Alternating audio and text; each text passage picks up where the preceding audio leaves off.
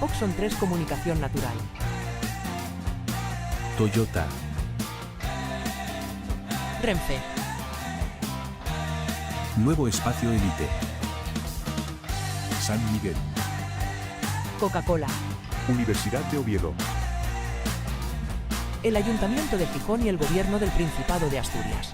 Patrocinan la 38ª edición de la Semana Negra. Buenas tardes, vamos a empezar la presentación de un libro peculiar, curioso, divertidísimo, muy bien escrito e importante, que además que supone no el regreso, pero sí la salida a la palestra de un hombre que suele mantenerse en un segundo o tercer plano en el terreno de la discreción. Enrique Bueres es un clásico del periodismo asturiano y español. Muchos recordaréis su programa El Expreso de Medianoche, que causó furor aquí en Asturias y que marcó una época en el ámbito musical.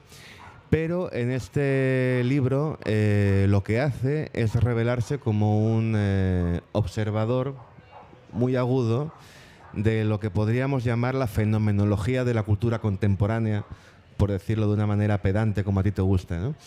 Entonces, yo te quería empezar preguntando qué es para ti lo propio y lo ajeno. Porque es un libro extraño, son crónicas que publicaste hace más de 20 años, durante un arco de tiempo muy concreto y muy estricto, pero tampoco se presentan de una manera como una simple compilación, las dotas de una extraña coherencia, de forma que también se puede entender como una especie de artefacto narrativo. Y me gustaría saber cuál es tu impresión del propio libro. Buenas tardes. Gracias a todos los que habéis venido por compromiso o por efecto random, pasaba por ahí, o por cualquier otro motivo. He llegado un poco tarde y te tengo que felicitar porque pregunté a alguien de la organización dónde estaban los lavabos y están allí. Y yo creo que es el primer festival, evento de estos multitudinarios que no tiene esos baños de plástico que ponen a los obreros cuando están en las fábricas. Aquí son reales, no son roca, son baldeares, con sus lavabos, todo limpio, todo bien. Enhorabuena, Miguel. Los tenemos de plástico, pero para nosotros, fíjate cómo somos. Pues bueno, para el público son top de gama. A ver, este tipo de actos, que por suerte y por desgracia he ido a cientos de ellos, porque es una afición que tengo desde adolescente, cada vez se han convertido más en un reflejo del turbocapitalismo, ¿no? Entonces no nos vamos a engañar, se hacen para vender libros. A mí me da igual que se vendan o que no, pero al editor sí le importa. Entonces creo que viene una librería nueva de Gijón aquí, que se llama la Señora Aire. ¿La señora o señorita? La Señora Aire. La Señora Aire, que conocí antes a Lorena, la librera, y es, bueno, que venderán los libros. Dicho esto en favor del editor, yo no vengo aquí a hablar de mi libro. De hecho, vengo a hablar del tuyo. Porque en relación a lo de leer libros, muchas veces nos llegan o compramos libros de una categoría que son la más peligrosa, que es la de amigos y conocidos, que suele dar ya de entrada, porque no los has elegido tú muchas veces, sino te llegan o te los regalan o los compras, como aquí, por compromiso, ¿no? Y luego viene el segundo paso, que es que los leas o no. Yo normalmente los leo y a veces, no muchas, pero a veces te llevas una sorpresa muy gorda y muy agradable. Por ejemplo, está aquí Miguel Munarriz, Empeñados en ser felices, fue uno de esos libros, ¿no?, que lees de un amigo y que luego... A ver, yo no creo que los libros cambien la vida a nadie. Lo que te cambia la vida es una operación... Te la cambian los médicos, básicamente, ¿no? Que, por cierto, voy a hacer un apartado.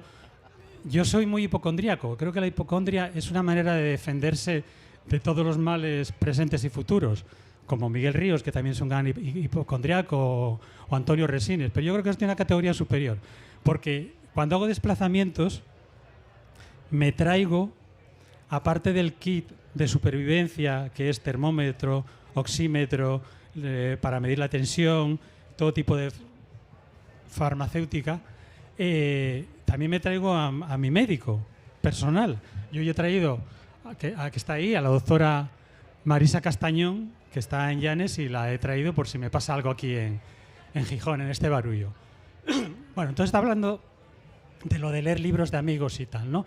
Como el de Miguel Munarriz, de Empeñados en ser felices, que si no lo habéis leído os lo recomiendo porque ese es un libro de verdad. Pero esta semana me traje de Madrid El guitarrista de Montreal, porque tú ibas a presentar mi libro y dije yo, bueno, qué menos que leer el libro de Miguel. Y si no lo habéis leído os lo recomiendo.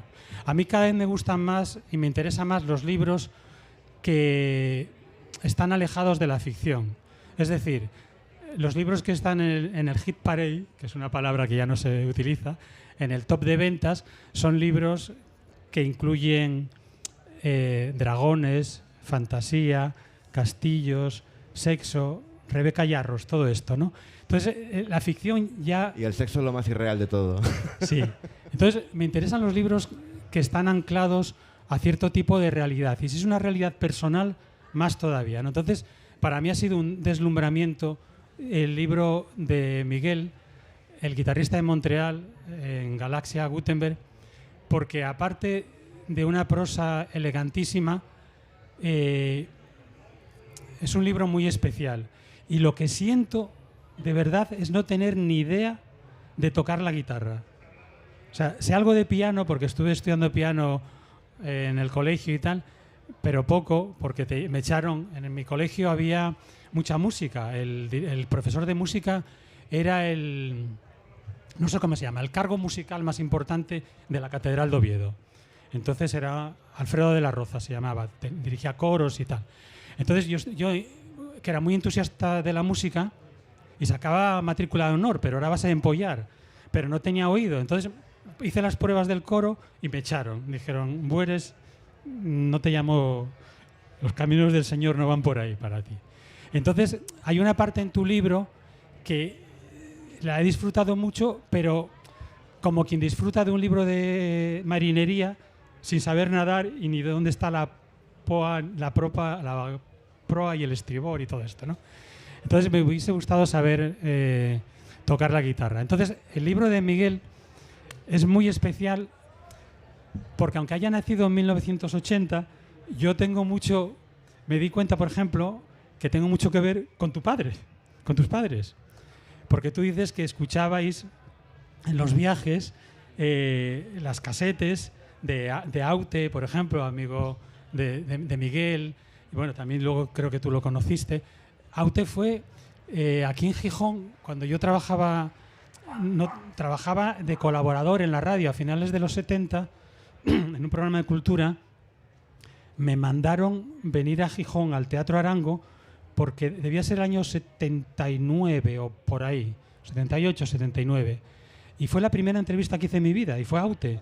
Sí, y además recuerdo dos cosas. Una que fue muy buena y otra que luego fue un poco de decepción.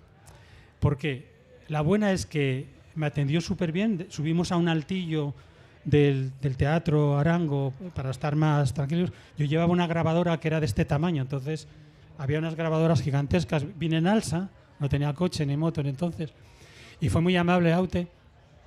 Y luego vi el concierto y me entusiasmó, pero luego me defraudó un poco porque las presentaciones que hizo perdón, en Gijón fueron casi clavadas a las que hizo en Oviedo. Entonces, que estaban muy bien, pero claro, como ya las había oído, yo dije, ¿qué es? Que siempre en todos los conciertos de sus actuaciones, las intros, las introducciones, las presentaciones hacen lo mismo. Eso luego me di cuenta que, claro, los escritores hacen lo mismo porque es que no puedes estar inventando una historia en cada sitio, ¿no? Todos lo hacen, ¿no? Entonces, bueno, eso de Aute, y también, por supuesto, el gran protagonista, que yo no sé si estarás de acuerdo, no es el guitarrista de Montreal, sino es la sombra de Leonard Cohen, ¿no? Leonard Cohen en cierto modo, ¿no? O en bastante modo, ¿no?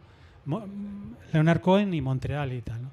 Entonces el otro día estaba en Pimiango, en el sábado, el sábado. Estábamos en Pimián, Goyanes, que hay una librería, y entonces apareció de pronto alguien y me saluda, y era un compañero mío del colegio con el que había vivido 8 años. Yo estuve interno en Oviedo 8 años, ¿no? O sea, esto fue hasta el año 78. Entonces empezó a contar una historia y dice, Bueres, ¿tú te acuerdas de la librería que había enfrente del Instituto en Oviedo, de Alfonso II? Y digo, pues no me acuerdo, la verdad.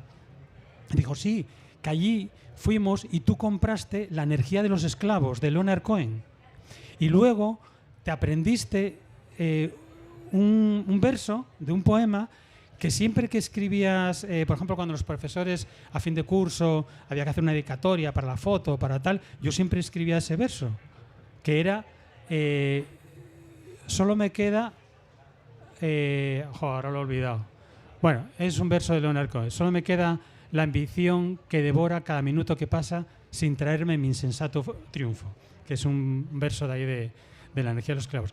Yo no había olvidado el verso, pero sí había olvidado dónde compré el libro, y creo que lo tengo en alguna de las bibliotecas dispersas, o en casa de mi hermano, o en casa de mis padres, o en el trastero de mi casa, no sé, por ahí anda. Entonces, bueno, por muchos motivos, tu libro la verdad es que me impactó, y se lo he recomendado mucho a mi mujer porque ella sí sabe tocar la guitarra, es guitarrista ¿sí? de pro, profesional. Pues fíjate, yo cuando salió tu libro lo compré a los pocos días, luego fui a tu presentación en Telefónica con Ana Blanco sin haberlo leído, lo empecé a leer después, y cuando yo presenté ese libro mío en Madrid y tú no viniste, dije, menos mal que no ha venido Bueres.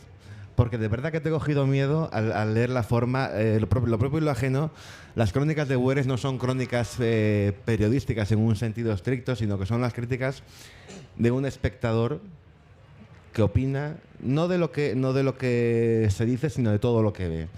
Y tienes un punto de crueldad muchas veces.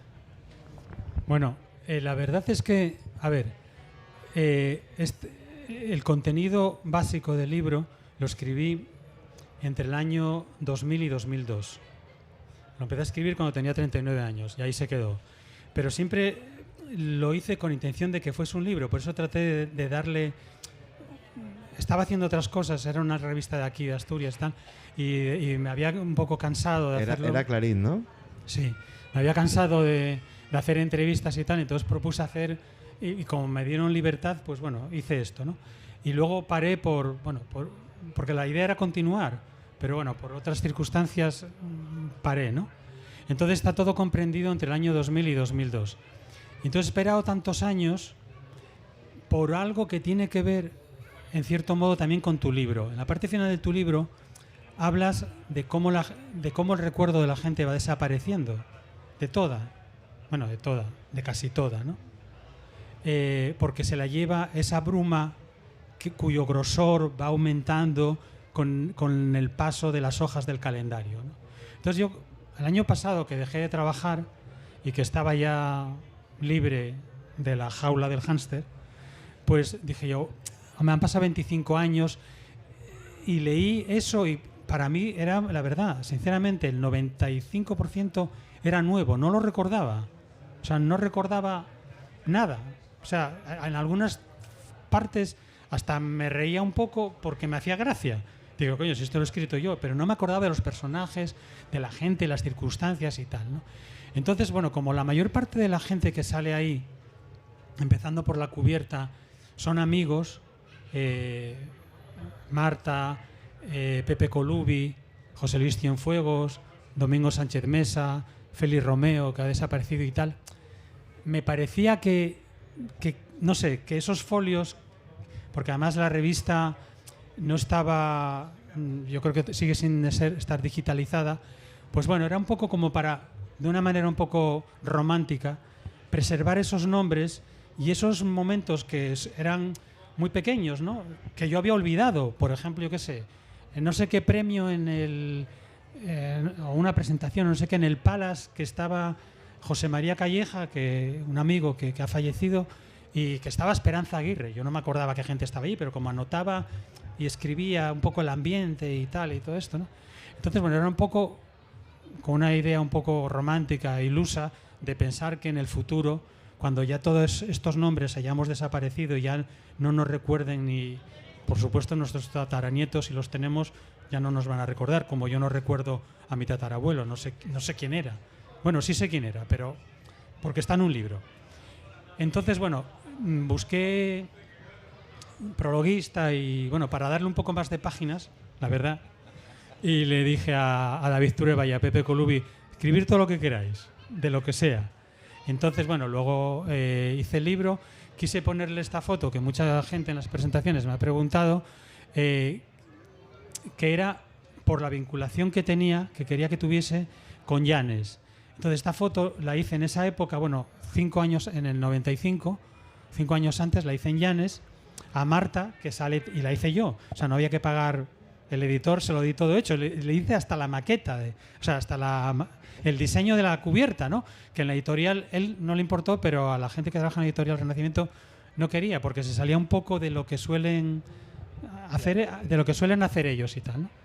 Entonces, bueno, era toda una manera un poco de preservar todas esas cosas, entre ellos, que bueno, creo que lo conté en Telefónica, no quiero repetirme, la foto se perdió. O sea, esta foto no existe. La foto se perdió 2 veces. Una en la FNAC. En la FNAC perdieron el negativo en el año 95, cuando las llevé a revelar de una Nikon de carrete. Y luego sí me dieron una foto en 13x18, revelada en papel, pero en esos años, en el Comercio, le pidieron, le hicieron una entrevista a Marta para la última página y mandó la foto esta. No, mandó esta foto. Entonces, cuando pedimos la foto, también la habían perdido. Entonces yo hice, cuando ya tenía móvil del periódico, hice una foto del periódico. Entonces esta foto es una foto de una foto perdida. Bueno, esa historia, ¿no? Entonces es una manera todo de preservar pequeñas cosas, ¿no? Que quizás en el futuro sirvan para algo. Y en el presente, para los que hayan leído el libro, pues bueno, para pasar poco tiempo, porque no es un libro no es un libro robatiempo, ¿no? Como no es una película de 3 horas y media. No, y además se lee enseguida y se lee con mucho gusto. Sí, con las pocas páginas que tiene. Es verdad que la portada es una especie de resumen o metáfora del libro, pero es un reflejo de algo que fue, ¿no? A mí no me gusta usar el verbo consumir o la palabra consumidor asociada a la cultura. Pero tú defiendes que la cultura ha caído ya en el consumismo. Está totalmente a tope del sistema ultracapitalista. O sea, es un elemento más del sistema del mercado. Luego, es verdad que hay islotes, y en el mundo editorial lo hay. Hay esos islotes, en cuanto a autores, en cuanto a editoriales, en cuanto a medios, en cuanto a lectores, pero son islotes. O sea, lo que mueve, creo, si no estoy equivocado, lo que mueve esta industria, que es la que luego permite también que los pequeños sobrevivan o que tengan una presencia, que puedan publicar, son pues la literatura, que la ha habido siempre, ¿no? Lo que pasa que yo creo que ahora, no sé si es porque se publican muchos más, casi 90.000 títulos al año, y el casi 25% es de ficción, de los 90.000. Lo que tira de esa locomotora, pues ahora es la literatura esta solo en la Feria del Libro lo ves, ¿no? Las grandes colas que tienen todas estas autoras jóvenes que hacen fantasy, ¿no? Que bueno, que está muy bien.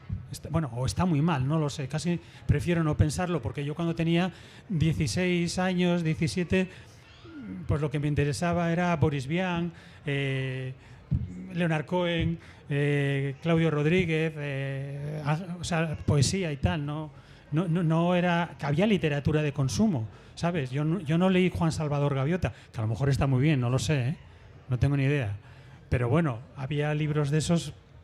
Yo creo que el único bestseller que leí, que empecé a leer en la adolescencia, era Papillón, que fue un bestseller súper tocho en los años 70. Pero bueno, o sea, no soy ni nostálgico, ni que la gente joven de ahora no sabe leer. Es que hay de todo. O sea, es que hay... Lo que pasa es que creo que el mercado se ha expandido, ¿sabes? Como el universo. O sea, yo creo que hay más lectores, hay muchos lectores jóvenes y no soy yo quien debe decidir. Probablemente es mejor leer a Rebeca Yarros, porque eso puede incitarte, si tienes 14, 15, 16 años, a dar un paso a otro tipo de lectura, que si te meten, como nos metían, el poema del Miocid, y que luego mucha gente dice, si esto es la literatura, que venga Dios y lo vea, ¿no? O sea, que luego salir de ahí era pasar un Rubicón, ¿no? O sea, porque yo creo que hay lecturas que son adecuadas para distintos periodos de la edad, ¿no? Aunque los leas en una época, pero luego cuando los relees tienen, y eso sí creo que es verdad, no que un libro te cambie la vida, pero sí que los lees de otra manera, ¿no? Tú sigues frecuentando actos culturales. Hace poco coincidimos en la presentación del último libro de Muñoz Molina. Cuando has revisado los textos para conformar este libro, ¿has percibido alguna diferencia? Hablamos de 20 y pico años entre 25, lo que cuentas y esto, salvo en Arco. No sé si has visto alguna diferencia. Arco te garantizo, ¿no? Que es lo mismo. Bueno, excepto una cosa, que ahora ya no va el rey emérito. Porque un año, esto no sé si lo conté, hubo un año cuando trabajaba en Canal Plus en un programa, eso fue el año 2002. Fui con una cámara de fotos, pero que tenía vídeo, para el programa, pero no es porque tuviese que hacer nada, pero dije, bueno, ya que voy. Y entonces estuve en Arco, yo creo que estuve media hora. Y con esa media hora hice una pieza en la que salían todos los asturianos, incluido Paco Cao, y hasta el rey. O sea, el rey, o sea, iba grabando así, pero yo creo que estuve media hora, no más de media hora, ¿no? Pero bueno, Arco, excepto esto del rey, creo que sigue siendo lo mismo. Pero las presentaciones de libros yo creo que en 25 años han cambiado muchísimo. Se han, en cierto modo, institucionalizado, ¿no? Y también ha venido el boom de las librerías, que está muy bien, ¿no? Que las librerías presentan libros, todo tipo de librerías. La FNAC, el Corte Inglés, el ámbito cultural y también la librería más pequeña que de cualquier barrio, de cualquier ciudad. Eso está muy bien porque es una manera de no solo de poner al alcance de los libros, sino también los autores, ¿no? Que la gente pueda hablar un rato con ellos, autores nuevos o autores consagrados, ¿no? Que yo creo que dice mucho a favor de los autores consagrados que sigan yendo a las librerías a charlar un rato con el público. Pero lo que yo creo que más ha cambiado es lo de, al final de la presentación del acto, se servirá un vino español. Que no era un vino español. Hasta luego, Miguel. Ya ese que tenéis ahora, porque aquí hay universos paralelos en la Semana Negra. Voy a contar una cosa, él no lo sabe, pero piensa que va a hablar media hora y va a hablar una. ¿Perdona? Él no lo sabe, pero piensa que va a hablar media hora y va a hablar una. Pues mira, esa suerte que tiene. Por eso va tan ágil. Pues bueno, sí, ha cambiado esto, lo de las presentaciones que se han en cierto modo institucionalizado y se han hecho un poco más pobres, ¿no? Antes siempre había no solo vino español, había canapés y todo esto, ¿no? Los famosos canaperos, los periodistas y tal, de toda la vida. Bueno, yo creo que eso ha desaparecido no solo en el mundo editorial, sino también en otro, ¿no? En otro tipo de actos y tal, ¿no? Excepto así los muy institucionales de tal. Pero bueno, yo no os echo menos porque yo siempre salía disparado. A la línea 5. Sí. Una cosa que me sorprendió en cierto momento del libro, y no sé, te lo pregunto porque no sé si es cosa mía, es que mencionas un acto en la Biblioteca Nacional al que asiste junta gente a la que yo hoy no me imagino ver junta.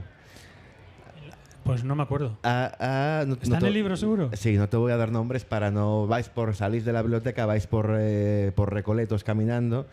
Un grupo de gente... No era la residencia de estudiantes, me parece. Puede ser que esté yo confundido, que lo asocie ahí. Sí. Gente muy... Que hoy dirías, esta gente no me la imagino junta ni con cola. ¿Se ha polarizado también el mundo cultural en estos 20 años?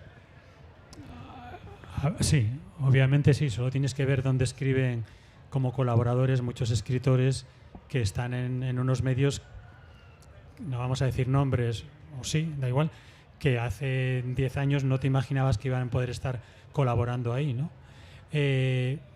Pero bueno, se ha polarizado, pero a mí no me afecta. O sea, porque yo diferencio lo que es la obra de lo que es la persona y de lo que son sus ideas políticas. O sea, yo puedo ser amigo de José Cezón, aunque me diga que él es fan de Abascal. Pues bueno, muy bien. Que no lo es. O sí, me da igual, ¿no? O sea, porque creo que la amistad y la admiración, por ejemplo, yo qué sé, yo admiro a Caravaggio, pero no me gustaría salir de noche, lo admiro mucho, ¿sabes? Pero probablemente se me dicen, ¿quieres salir con Caravaggio de noche a dar una vuelta, a tomar unos vinos? Pues digo, no, mira, no, malaje, ¿sabes? Entonces, pero sí, hay una, y en Madrid especialmente, claro, yo creo que sí. Muchos autores que han roto la baraja, muchos escritores con otros, estás con unos y te hablan mal de otros y tal, pero bueno, yo intento mediar. Una cosa, ¿has traído la guitarra? Ya es casi la hora. Pedí una guitarra, pero no me la han traído. Vaya, Conste que la pedí, pero no hay como dirigir un festival para que no te haga nadie ni puto caso, ¿no? Así que, Pues es ya la vamos a hora. 2 minutos. O sea, que no hay guitarra. No hay guitarra. Bueno, no hay guitarra, Debería pero voy a haberla, pero no. En el libro del que he venido a hablar, que es el guitarrista de Montreal, de Miguel Barrero, hay unos episodios durante la pandemia, y entonces habla de Pancho Varona, que puso unos tutoriales en internet, en YouTube, para enseñar a tocar la guitarra un poco desde lo básico, ¿no? Y cuentas que, bueno, que tú lo seguiste porque habías dejado la guitarra hace muchos años y tal, que habías tocado el piano, pero bueno, sabías de música y tal, y que como los primeros acordes que enseñaba ya con una canción que era Esta boca es mía de Joaquín Sabina. Entonces el arranque,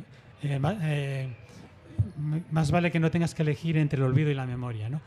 Y me gustó muchísimo eso porque mi canción favorita de Joaquín Sabina es Esta boca es mía, que no es una canción que suele